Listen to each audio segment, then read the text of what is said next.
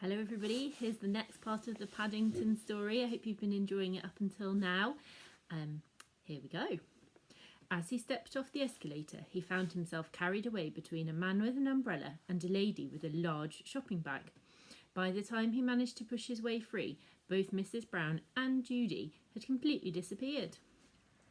It was then that he saw a most surprising notice. He blinked at it several times to make sure, but each time he opened his eyes, it said the same thing. Follow the amber light to Paddington. Paddington decided the underground was quite the most exciting thing that had ever happened to him. He turned and trotted down the corridor, following the amber lights, until he met another crowd of people who were queuing for the up escalator. "Here," said the man at the top, as he exclaimed, as he examined Paddington's ticket. "What's all this? You haven't been anywhere yet." "I know," said Paddington unhappily. "I think I must have made a mistake at the bottom." The man sniffed suspiciously and called across to an inspector. "There's a young bear here, smelling of bacon. Says he made a mistake at the bottom." The inspector put his thumbs under his waistcoat. "Escalators is for the benefit and convenience of passengers," he said sternly, "not for the likes of young bears to play on, especially at rush hour." "Oh yes, sir," said Paddington, raising his hat, "but we don't have escalators," the inspector said helpfully. "Laters," said Paddington, in darkest Peru.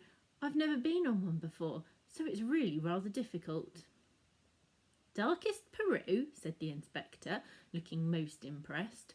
"Oh, well, in that case," he lifted up the chain which divided the up and the down escalators.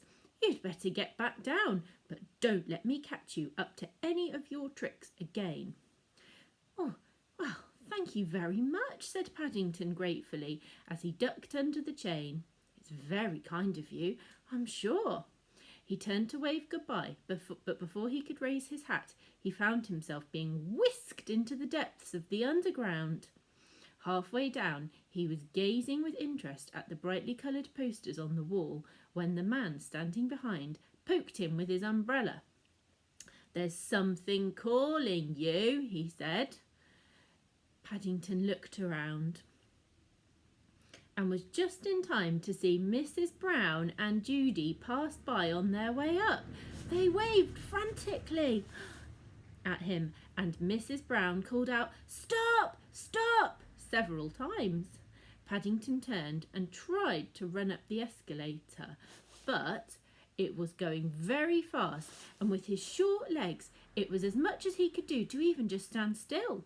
He had his head down and he didn't notice a fat man with a briefcase who was running in the opposite direction until it was far too late.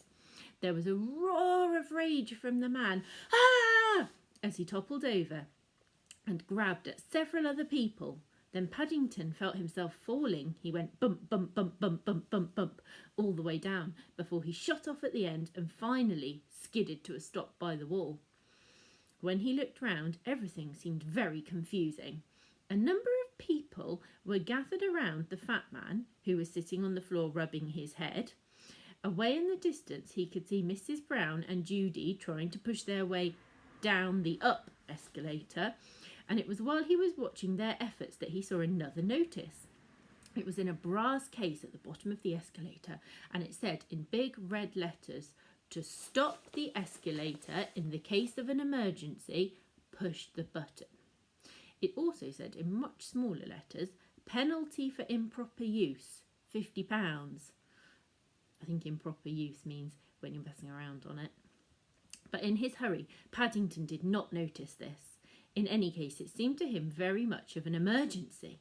He swung his suitcase through the air and hit the button as hard as he could. If there had been confusion while the escalator was moving, there was even more once it stopped. Paddington watched with surprise as everyone started running around in different directions, all shouting at each other.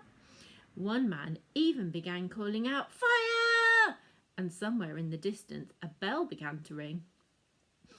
He was just thinking what a lot of excitement pressing one small button could cause when a heavy hand descended onto his shoulder. "That's him!" someone shouted, pointing at an accusing finger. "I saw him do it with my own eyes, as large as life." "Hit it with his suitcase," shouted another voice. "Ought not to be allowed." While from the back of the crowd, someone else suggested calling the police. Paddington began to feel frightened. He turned and looked up at the owner of the hand. "Oh," said a stern voice. "It's you again. I might have known." The inspector took out a notebook. "Name, please." Paddington?" said Paddington. "I said, what's your name, not where do you want to go," repeated the inspector. That's right," said Paddington. "That is my name." "Paddington?" said the inspector unbelievingly. "It can't be. That's the name of a station. I've never heard of a bear called Paddington." "Well, it's very unusual, you see," said Paddington. "But it's Paddington Brown, and I live at number 32 Windsor Gardens, and I've lost Mrs. Brown and Judy." "Oh," the inspector wrote something in his book. "Can I see your ticket, please?"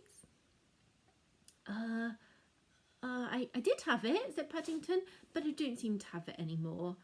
The inspector began writing again. "Playing on the escalators, travelling without a ticket, stopping at the escalators, all serious offences they are," he said. He looked up. "What have you got to say about that, young fellow?" "Well, Paddington shifted uneasily and looked down at his paws. "Have you tried looking inside your hat?" asked the inspector, not unkindly. "People often put tickets in there." Paddington jumped with relief. "Oh, I knew I had it somewhere," he said, thankfully, as he handed it to the inspector. The inspector handed it back again quickly. The inside of Paddington's hat was rather sticky. "I've never known anyone take so long to not get anywhere," he said, looking hard at Paddington. "Do you often travel on the underground?" "Well, actually, sir, it's my first time," said Paddington. "And the last time, if I have anything to do with it," said Mrs. Brown, as she pushed her way through the crowd. "Is this your bear, madam?" asked the inspector. "Because if it is, I have to inform you that he is in serious trouble." He began to read from his notebook. "As far as I can see, he's broken 2 important regulations, probably more. I shall have to take him into custody." "That's where the police take you in." "Oh dear," Mrs. Brown clutched at Judy for support. "Do you have to? He's only small, and it's his first time out in London. I'm sure he won't do it again." "Ignorance of the law is no excuse," said the inspector ominously. "Not in court. Persons are expected to abide by the regulations. It says so." "In court!" Mrs. Brown passed a hand nervously over her forehead. The word court always upset her. She had visions of Paddington being taken away in handcuffs and being cross-examined and all sorts of other awful things. Judy took hold of Paddington's paw and squeezed it reassuringly. Paddington looked up gratefully. He wasn't at all sure what they were talking about, but none of it sounded very nice at all. "Did you say persons are expected to abide by the regulations?" Judy asked firmly. "That's right," began the inspector, "and I have my duty to make sure that he does it the same as everyone else." "But it doesn't say anything about bears?" Judy asked innocently. "Well," the inspector scratched his head, "not in so many words." He looked down at Judy and then at Paddington and then looked all around. The escalator had started up again and the crowd of sightseers had disappeared. "Well, it's all highly irregular," he said, "but—" "Oh, thank you," said Judy. "I think you're the kindest man I've ever met." "Don't you think so, Paddington?" Paddington nodded his head vigorously, and the inspector blushed. "I shall always travel on this underground in future," said Paddington politely. "I'm sure it's the nicest in all of London." The inspector opened his mouth. It seemed as if he was about to say something, but he closed it again. Come along, children, said Mrs. Brown hastily. If we don't hurry up, we shall never get our shopping done. From somewhere up above came the sound of dogs barking. The inspector sighed. I can't understand it, he said. This used to be such a well-run, respectable station. Now look at it. He stared after the retreating figures of Mrs. Brown and Judy, with Paddington bringing up the rear, and then he rubbed his eyes. That's funny, he said, more to himself. I must be seeing things. I could have sworn that bear had some bacon sticking out of his suitcase. He shrugged his shoulders. There were more important things to worry about. Judging by the noise coming from the top of the escalator, there was some sort of dog fight going on, and it certainly needed some investigation. That's the end of the story for today. I hope you all enjoyed it. We'll see you tomorrow.